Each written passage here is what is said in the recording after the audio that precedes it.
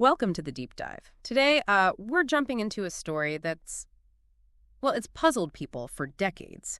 The 1975 Travis Walton UFO incident, Snowflake, Arizona. It's definitely one of the big ones in UFO lore, a really fascinating case. So our mission today is pretty straightforward, actually. We want to pull out the key stuff, the real core insights from the material we've got. Travis Walton's book, Fire in the Sky, is central, naturally. But we're also looking beyond just his account, right? There's the movie it inspired and, all the debate and skepticism that surrounded it ever since. It's got a lot of layers. Exactly. And for you listening, our learner, look, don't worry about getting bogged down. We're aiming to give you a really clear picture of what happened, the main points, the big questions. Yeah, the essence of it. Without getting totally lost in the weeds, it's a complex story, but we want to make it engaging. Right. Hopefully spark some thoughts, too. Okay, so let's get into it. November 5th, 1975. Where are we exactly? We're in Arizona, the White Mountains, Mogollon Rim area near Snowflake. It's interesting terrain, kind of high desert meeting forest land. And Snowflake, back then, a tiny place. Yeah, maybe 2,500 people. Main Street was, 12 blocks long? Something like that. Walton mentions it. One church, one bank, post office, no stoplight even. Gives you a feel for the place, quiet. Definitely sets a scene, Yeah. Which makes what happened next stand out even more. Okay, so Travis Walton and 6 coworkers. They're loggers, basically. Tree cutters. Right, thinning timber. Yeah. And it's tough work, really demanding. Walton talks about needing grit, just sheer physical endurance, hot, rough terrain, long hours. So at the end of the day, sun's gone down, maybe 6 p.m.-ish. They're done, getting into their pickup truck to head home. And that's when things take a very sharp left turn from normal. They see something. A dazzling sight, one of them called it. Alan Dela shouts, "What was it?" The flying saucer, straight up. Wow. Okay, so what did it look like? Hovering pretty low. Described as like a rounded, silvery disc, Walton remembered seeing the sky reflecting off it. And its movement was key, too, wasn't it? Absolutely. It shoots straight up, really fast and totally silent. That silence, for something moving that quickly that really struck Walton, seemed impossible. And then Travis. He gets out of the truck. Just has to get a better look. Yeah, pure curiosity. Yeah. And that was the moment everything changed for him. What happens next is terrifying, based on his account. He says he was hit by this tremendous bolt of energy, thrown backwards. Then the crew sees this. They see him get hit, thrown back, and they panicked, totally freaked out, floored it, and got out of there. I mean, you can hardly blame them, right? Witnessing that, pure survival instinct kicks in. Absolutely. But then, credit where it's due, the foreman, Mike Rogers, he starts worrying. They calm down a bit, maybe. And they go back. They do. Turn the truck around, head back to the clearing. But Travis is gone. Just gone. Vanished. They looked everywhere. No sign of him. No tracks, nothing to suggest a fight or anything. It was like he just wasn't there anymore. Okay, so now what? They're faced with something completely unbelievable. Well, Rogers has to make a call. He decides they need to tell the authorities. Just imagine making that call. Yeah. Officer, my friend just got zapped by a UFO and disappeared. Hard to picture. Who did they talk to first? Deputy Ellison. He takes the initial report, starts asking questions. He gets other deputies involved, like Glenn Flake, who went to check Walton's place, confirmed he wasn't home. And word starts getting out, I assume, to the family. Yeah. Travis's mom gets told, and she calls his brother Dwayne, who's down in Phoenix. That's a long drive. Almost 200 miles. Dwayne drives straight up there in the middle of the night. Then the other brother, Don, shows up. And his reaction was different. Oh, yeah. He was angry, didn't buy the story at all. He confronts the crew, basically saying, "Cut the flying saucer crap, where's my brother?" Total skepticism. Which honestly feels like a pretty understandable first reaction from family, right? Facing such a wild story. Definitely. But meanwhile, the official search is ramping up. More people getting involved. Law enforcement, 4 service guys, the county search and rescue team. The local Exxon station apparently became kind of an impromptu headquarters. Lots of people milling around, rumors flying. You can imagine the buzz in a small town like that. Okay, let's shift to something really crucial and often debated. The polygraphs, the lie detector tests. Right. And this is important. The crew volunteered for these. It wasn't forced on them. They asked for it. And the initial results were interesting. Very interesting and kind of underreported at the time. The original police report apparently showed 5 of the 6 men passed. Showed they were being truthful. 5 out of 6. What about the 6th guy? His test was marked inconclusive on one specific question, but the overall assessment, even for him, was that he basically told the truth. Wow. So right off the bat, 5 guys pass a polygraph saying they saw a UFO and their friend vanished after being hit by a beam from it. Pretty much.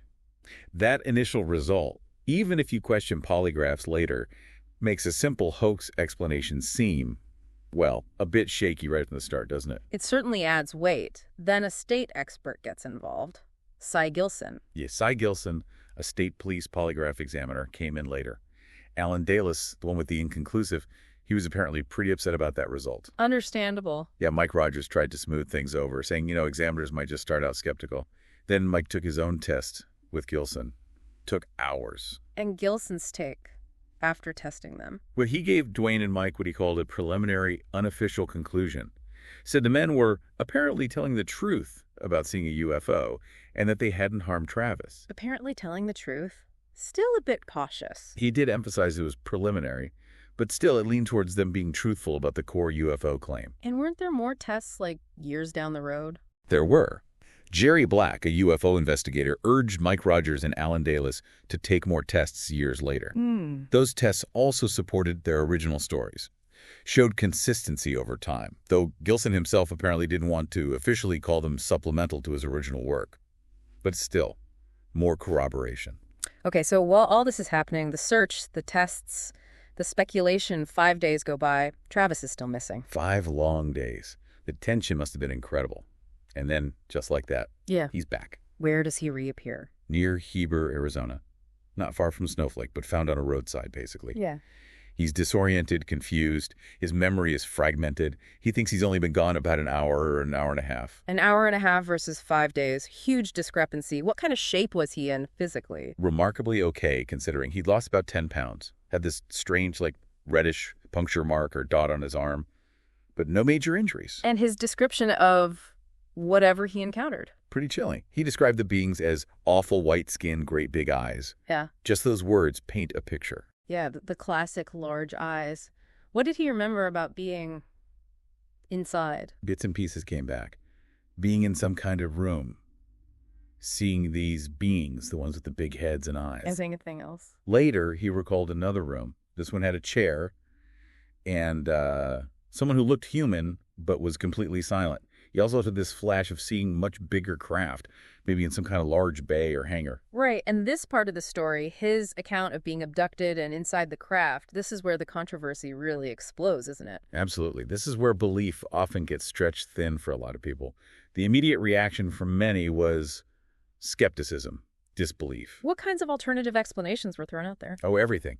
It was a complex hoax, the 7 of them cooked up. Yeah. Maybe they were all on drugs, had a shared hallucination, some kind of mass psychological event. Natural phenomena too, right? Yeah, people suggested weird atmospheric stuff, ball lightning, even underground gases causing hallucinations, or maybe they just misidentified a plane or a planet or something. And Walton himself, was he ready for that backlash? He said he was pretty naive about it.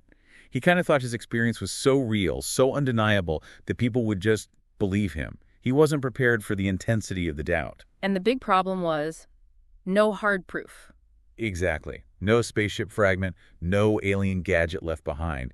It really boiled down to the testimony of these 7 guys, however consistent it was. Then you have the UFO organizations getting involved, APRO, GSW. Right. APRO, Aerial Phenomena Research Organization, they were a big group then. They got involved early and seemed supportive, had scientific consultants like Dr. James Harder, who took it seriously. Didn't they help get him tested with the National Enquirer footing the bill? Yeah, APRO was involved in that. They helped arrange for Walton to be sequestered for more examination, and the Enquirer paid for it, hoping for an exclusive, no doubt. APRO initially said the case looked genuine. But GSW Ground Saucer Watch, their involvement was a bit messier. You could say that. Bill Spalding from GSW was there early on, took some readings at the site, but then he suddenly did a complete 180. Changed his mind. Completely flipped. Started bad-mouthing Walton publicly, discrediting the story, but apparently without offering any solid new evidence for why he changed his tune. Caused quite a stir, more negative press. Sounds like Walton was really caught in the middle, believers on one side, aggressive debunkers on the other. Totally. He even mentions a talk show host calling him a cook before he even told his story fully. And Sheriff Gillespie, the local sheriff, seemed initially skeptical. But then Gilson's polygraph report apparently swayed him a bit towards the crew's UFO sighting account. And Walton points out that the skeptical arguments sometimes didn't even make sense together. Yet he highlights how some critics would argue it was both a carefully planned hoax and a spontaneous drug trip, which, Oh. well, those don't really fit together logically, do they? Okay, fast forward a number of years. This whole saga becomes a Hollywood movie, Fire in the Sky. That must have taken a while to get made. It did. 6.5 years from the event to the movie's release. Apparently, getting funding for anything labeled UFO back then was a real uphill battle. Was Walton involved? How did he feel about Hollywood taking on his story? He was cautious, definitely. Wanted it to be truthful. His feeling on the final movie was a bit mixed, it seems. He called it a suspenseful curiosity piece. But not entirely accurate. He felt there were some pretty big departures from what he actually experienced, especially the scenes inside the craft. They were much more dramatic, more terrifying in the film. And he felt his character came across as a bit flat, maybe overly focused on being a risk-taker. The movie must have brought a whole new level of fame or notoriety. For sure. More attention, both good and bad.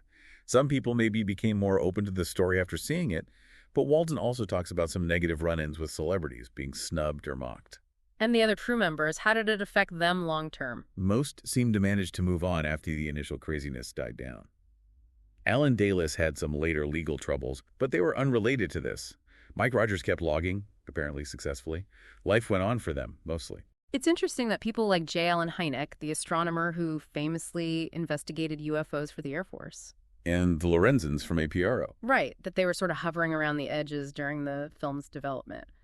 Adds a certain weight. Yeah, it connects it back to the more established figures in UFO research, people known for trying to be objective, even if they weren't directly making the film.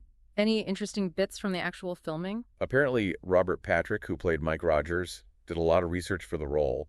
They filmed in Oregon, trying to find locations that matched the Arizona setting. And the movie did include a nod to the skepticism, showing a clip from a Larry King Live debate featuring a major critic of the case. So despite the inaccuracies, Walton felt the movie did something right. He said it captured the emotional terror, the feeling of the experience, which was important to him. So maybe not factually perfect, but emotionally resonant in some way. So here we are, decades later, after the event, the investigation, the movie, the endless debate. What are the big questions that just won't go away? What's still unexplained? Well, the absolute basics, really. Who or what were they? Why take Travis? Where did they come from? Was the whole thing an accident, maybe, on their part? And the attempts to explain it naturally, like earthquake lights? They've been suggested, but they don't really fit all the facts, especially Walton's disappearance and return. And then there's the physical mystery of Travis himself, the 5 days gone, but returning relatively unharmed physically, aside from weight loss and that mark. The beard growth he had seemed consistent with 5 days, but the lack of injury is odd. And that weird detail about the trees. Yeah, Mike Rogers noticed years later that trees near where the object supposedly hovered seemed to be growing much faster than surrounding ones. Just another strange little data point. And Walton mentioned hitting a mental block during hypnosis sessions, trying to recall more. What was that about? And the efforts to just flat out disprove the story, they never really stopped either, did they? No, not at all. Some people have remained very dedicated to debunking it. There was that contract motive theory. The idea they faked it so Rogers could get out of a logging contract. But that was disproven. Thoroughly, yeah. Forest Service records and the guy who managed the contract confirmed it wasn't true. Then there are critiques of the polygraphs themselves, especially the early ones. Experts like Dr. Raskin have said the methods used back then weren't scientifically sound by today's standards. So doubts about the tests themselves. Right. Walton pushes back, pointing out inconsistencies in the critics' arguments, and even hints at maybe disinformation, maybe a cover-up. He mentions the original police report vanishing at one point. And that really weird story about another witness, tested just before a TV show? Yeah, that's a strange one. A supposed newfound witness tested by Cy Gilson right before Walton was due on Larry King Live. Walton felt there were sinister implications, maybe some kind of official interference or attempt to muddy the waters. It all adds to this feeling that maybe there was something else going on behind the scenes. Okay, so let's try and wrap this up. Summing up this deep dive, what are the absolute core takeaways from the sources on Travis Walton? You've got the initial event, shocking, sudden, the frantic search that followed, the polygraph results, which are complex but lean towards the crew's initial account, Walton's reappearance and his bizarre, fragmented story. Then the huge wave of skepticism, all the attempts to explain it away conventionally, and finally, the Hollywood version, adding another layer of interpretation and public awareness. Yeah, it really shows how complicated these kinds of extraordinary claims are. The sources give us lots of angles, lots of debate, but no easy final answer. Verification is just incredibly difficult. Absolutely. So for you, our learner, hopefully this has given you a solid grasp of the key pieces of this puzzle, the main events, and why it's still talked about so much today. And it's definitely enduring mystery. So here's something to mull over as we finish. Thinking about everything we've touched on, the eyewitness accounts, the physical details or lack thereof, the scientific scrutiny, the persistent debunking, the unanswered questions, with a single part of this whole story stands out most to you. And what does that resonance maybe tell you about how we grapple with belief, evidence, and things that seem to defy explanation? Something to think about. We encourage you to keep digging if this has sparked your curiosity.